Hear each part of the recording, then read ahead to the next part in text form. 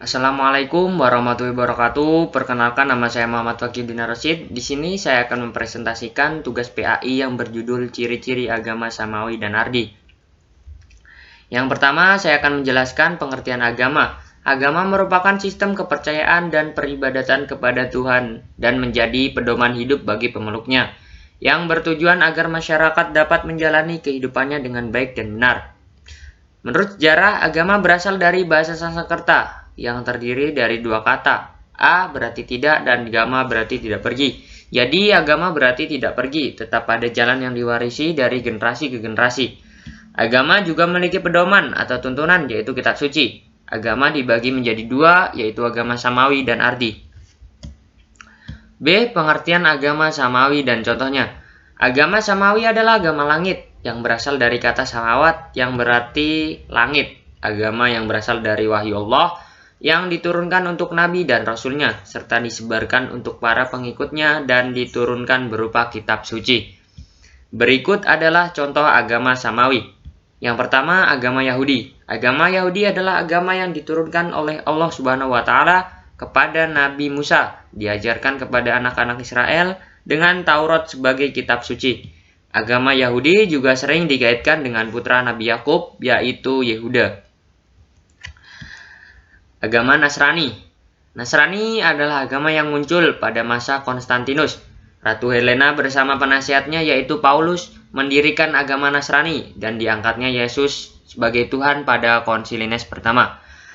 Dan menganggap bahwa Nabi Isa adalah Tuhan. Dari agama Nasrani muncullah faham bahwa Isa adalah anak Tuhan pada Nasrani Protestan. Yang ketiga adalah Islam. Kata Islam berasal dari kata aslama yuslimu islaman yang berarti tunduk berserah diri. Kata Islam diambil dari kata aslama dan salima yang berarti aman, makmur, dan tidak cacat, tidak tercela.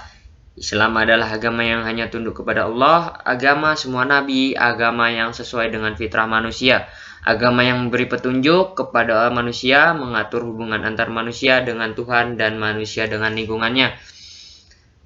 Seperti yang dijelaskan dalam Al-Quran potongan surah Al-Imran ayat 19 yang berbunyi, Innad dina indallahil Islam. Artinya sesungguhnya agama di sisi Allah ialah Islam.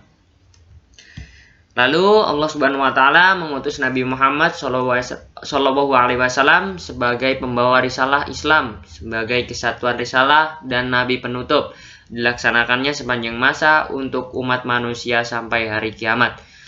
Yang terkandung dalam Al-Quran surah As-Soba ayat 28 yang berbunyi, Wa ma arsalnaka ila kafatan linnasi basiran wa nadhira walakinna aksaran nasi la ya'lamun. Artinya, dan kami tidak mengutus engkau Muhammad melainkan kepada semua umat manusia sebagai pembawa berita gembira dan sebagai pemberi peringatan, tetapi kebanyakan manusia tidak mengetahui. Quran surah As-Soba ayat 28.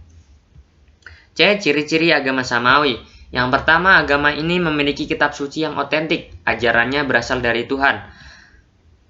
2. Ada tanggung jawab yang diemban para nabi untuk menyampaikan wahyu yang diterima. 3. Agama Samawi atau wahyu kelahirannya dapat dipastikan. 4. Ajarannya bersifat kekal. 5.